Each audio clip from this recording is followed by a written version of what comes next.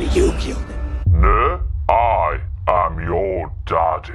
Yes, daddy, yes. WTF!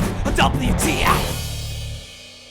Bon, I need to stop doing that. I am Ross Twiddell from Cultaholic.com, your current reigning and defending, soon a Clash of Champions, Cultaholic Heavyweight Champion of the World. That made sense in my head. I don't know if it did. Coming out of my mouth, you are of course a sexual wank faisant, and welcome to all the WTF moments from last night's SmackDown Live, where it looked like we were going to get the blow-off to this who did the bad things to Roman Reigns angle. And it also looked like we were going to get the worst blow-off ever in the history of WWE until that blow-off played out. Then I don't actually think that angle was blown off. It was quite confusing and very raw. My brain just malfunctioned thinking about that angle. God knows what happened. Let's get cracking with the knocking. Now I know this is the way WWE have done this for a very long time indeed, but I just love the way the interviewers who work for the company are seemingly just little troll people who hide in the shadows of corridors just to pounce on their interviewees like prey of a tiger in the Sahara Desert. One question, of course, before Caleb Braxton appeared out of nowhere: why was that camera just filming Roman Reigns walking down a corridor? I mean, I guess that because it was Roman Reigns, the camera was just filming him in case something kicked off, but that has to raise the question, why, if that is the case, has the last few weeks of WWE TV not just been a cameraman following Roman Reigns around for 5 hours a week? Sort of like the Kardashians, but with a big dog. Not even in the tournament, pal, but we know why now, don't we, boys and girls? Now, of course, if you didn't know, I saw Kofi Kingston speaking on Sheamus's Celtic Warrior Workouts channel, where we pump all of the iron and do some running on the treadmill. But Kofi was speaking to Charles Robinson about a past King of the Ring tournament where Kofi was one of the participants. As the tournament was going, Kofi was worried that if he won the thing, he would become King Kofi Kingston. And in the process, he would replace RKO as the three most devastating letters in all of sports entertainment, with KKK. Now, of course, since I missed last week's WTF Moments for SmackDown Live through a massive, devastating, life-threatening injury, it wasn't life-threatening, but it hurt all the same. I have spotted some retrospective WTF moments, so Richard Tubman, change the thing there. This is retro WTF right now. So a package was shown where we saw highlights from last week's SmackDown Live where Randy Orton was speaking methodically like every good professional wrestler should. Randy said on last week's SmackDown Live that unlike Kofi Kingston, he is not a liar. He tells the truth, and the truth is Kofi Kingston ran away from their match at SummerSlam. Randy then says because of that, Kofi Kingston is stupid. But Randy Orton, Kofi Kingston's still WWE Champion. You are not the WWE Champion. Kofi's still the champion. His plan worked. I mean, he was very much a heel at SummerSlam, but Randy, he's also a very clever boy. And there was also a sign at last week's SmackDown Live that says Eugene's ratings with up things. I mean, this is all kinds of Pete Tong, which means wrong in Cockney rhyming slang to begin with, but Jesus wept. The lack of punctuation there, the shame. Kofi man, Randy Orton, looking at your son, who berated him first, by the way, was not Randy Orton, making things personal, bringing your family into it at the SummerSlam. So stop saying it, alright? You're not fooling anyone. Your naughty little boy was in fact the one who brought your family into it at SummerSlam, although Randy, on last night's SmackDown Live, did very much keep the family theme going, as we learned that your son Kai likes to call you Daddy. But still, Kofi, your son's massive mouth started to stop lying to people and proving the heel in this situation to be actually telling the truth. That's not how wrestling works. And sticking with Kofi Kingston, next up he claims, finally, a Clash of Champions. I get to show Randy Orton. I get to prove to Randy Orton that he is wrong now. He was wrong back in 2K9. I was ready for the big time back in 2009, and I'm ready now. Go on the Kofi Kingston, yeah. But Kofi, you could have done that at SummerSlam. Instead, though, you healed it up, you hid behind your son and his massive mouth, and you ran away. And I don't know about you, but I think it's a crying shame that you have to wait all the way until till October to have a Hell in a Cell match in WWE these days because they like these stupid gimmick pay-per-views that make no sense. Let the rivalry dictate the stipulations, not the stipulations dictate the rivalry. Yeah, because that would have been the perfect stipulation to ensure that Kofi Kingston couldn't hide behind his son and that massive mouth once again and run away just like he did at SummerSlam. I mean, how do we know that you're not going to pull a massive Healy move at Cock, Kofi? Cox Clash of Champions, COC. Oh, hi, Kofi. I've got deep-rooted trust issues from childhood, and you opened up that wound at SummerSlam. I hope you're happy. Now, I have no idea why Ember Moon has different coloured eyes normally, so in turn, I'm not really sure why I'm making her human eyes a WTF moment here today. But I am, so here we are. I guess the big question I'm asking here is, what is Ember Moon? What is her gimmick? Was she in the Twilight books? Or something. Let me know in the comments below. So WWE Raw superstar Lacey Evans, who was wearing all kinds of red by the way, was standing there on last night's SmackDown Live being all sassy and southern and belle-like when she claimed, "Ooh, I do declare, down in the swamps of Tallahassee." Down in the swamps of Tallahassee. How does she do this? Down in the swamps of Tallahassee, I am the face of this division, she said. What other bollocks have I written down here? Lord have mercy on your precious little soul. Good at writing scripts, me. One question here, Lacey. Since when did WWE just have one women's division? I know this wildcard bollocks has muddied the waters like a bloody stool in a pristine toilet bowl, but still, it looks like I've missed something massive. Now, I've got to admit, I hate what I'm about to say here, but if I don't say it, I know you'll go to the comments below this video and say some horrible things about us, and I don't like that prospect. I'm just going to read this out word for word so it's not so painful. The Miz claimed he made the Intercontinental Champion the most prestigious and relevant title in all of WWE, and the last time I checked, the Intercontinental Champion wasn't a championship, it was a person. But a real WTF moment from that Miz promo from last night's SmackDown Live has to be the fact that he was stood there throwing bare stones at Samuel James Cuthbert Zayn. That's not his real name, but I'm going with it, like I do for everybody else for some reason. He stood there having a go at Sami Zayn for not being very good at the wrestles when the Miz himself, for it feels like 100 million thousand badillion times this year, failed to beat none other than Colonel McSweaty Bollocks. Remember that time the almighty Miz was outsmarted by Shane McMahon's sweat? That's a thing that happened. Shut up, Miz. And speaking about Colonel McSweaty Bollocks, next up we have the really shocking revelation from Elias himself that Shane McMahon was not even at last night's SmackDown Live. And ooh, I feel like I've done a massive sex wee all over the floor here because I can see clearly now the Shane has gone.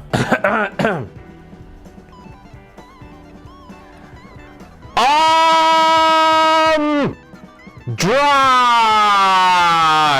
Just in case you missed that reference there, at this very moment here, on last night's SmackDown Live, Bayley shouted arm drag to Lacey Evans, and then guess what she did?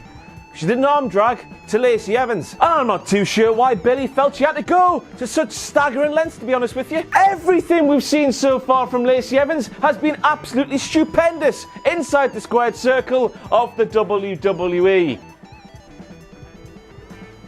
I mean, I guess it wasn't her fault she was put in such a prominent role too soon, but I also think that Vince McMahon heard her theme song where one of the lines said, "You're not ready," and thought, "Damn it, she's not ready!"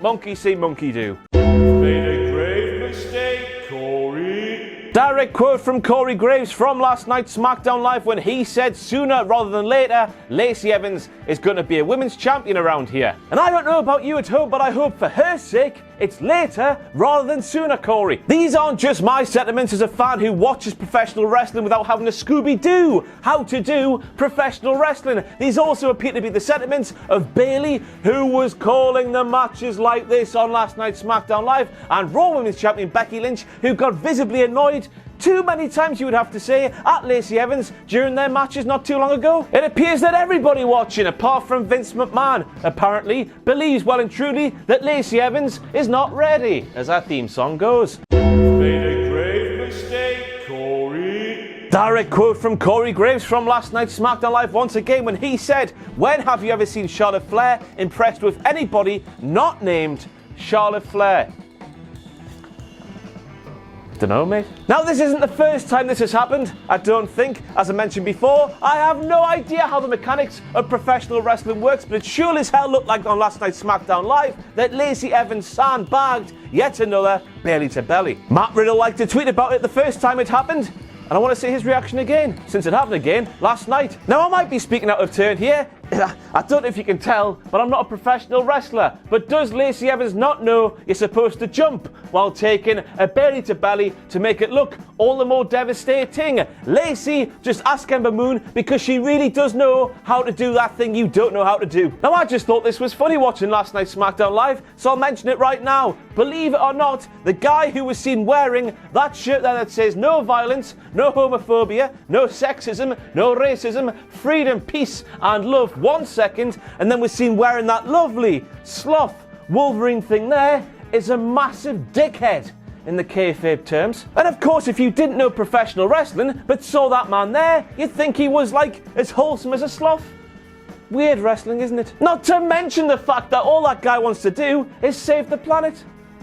Mental. Dun dun dun dun dun dun dun dun dun. Now we get to the moment where Kevin Dunn muted the audio where he must have thought Randy Orton said a horrible, dirty word, but I've seen the unedited version and all Randy Orton said right then was shut up. So first of all, what kind of a household was Kevin Dunn brought up in? And second of all, what kind of a household is Kevin Dunn living right now if he thinks a shut up is going too far, man? Damn, Kevin. Damn.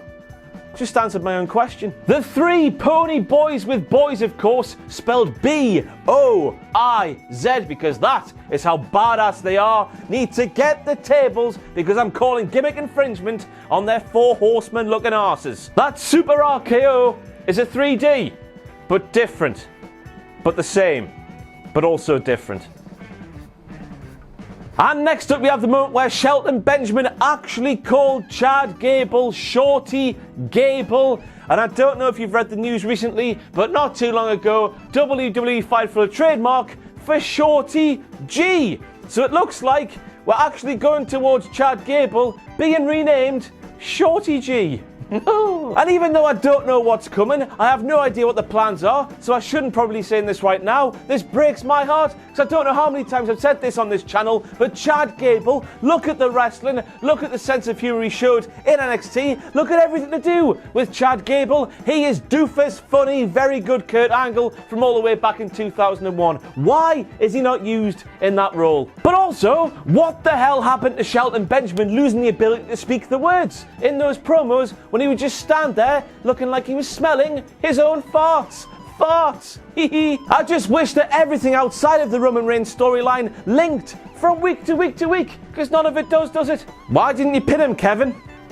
Was anybody else thinking, why wouldn't Kevin Owens want the riches that presumably come with the WWE 24/7 title, since of course the WWE 24/7 title is a fully bona fide WWE title that presumably has riches that comes with it, especially since Kevin Owens was fined $100,000 recently, making this everyday, relatable man very, very poor. He must be an Uber driver on his days off or something. Now, of course, because WWE are invested in Kevin Owens as a character, that means he's disqualified from actually competing for the 24/7 title, but still, that kayfabe reason stands, alright. Dun dun dun dun dun dun dun dun dun. Now, for some reason, Kevin Dunn showed Elias wriggling about on the ring canvas like a little worm as he loosened the strap of the 24/7 title. Now, this became a WTF moment after Elias was then dead while R-Truth and Maverick tried to pin him. How could he be wriggling and then have no sign of life for a very long time? So finally we get to what looked like being, at the start, the blow-off of the century. Finally we would learn who had been doing these bad things to Roman Reigns, and the way the thing started off,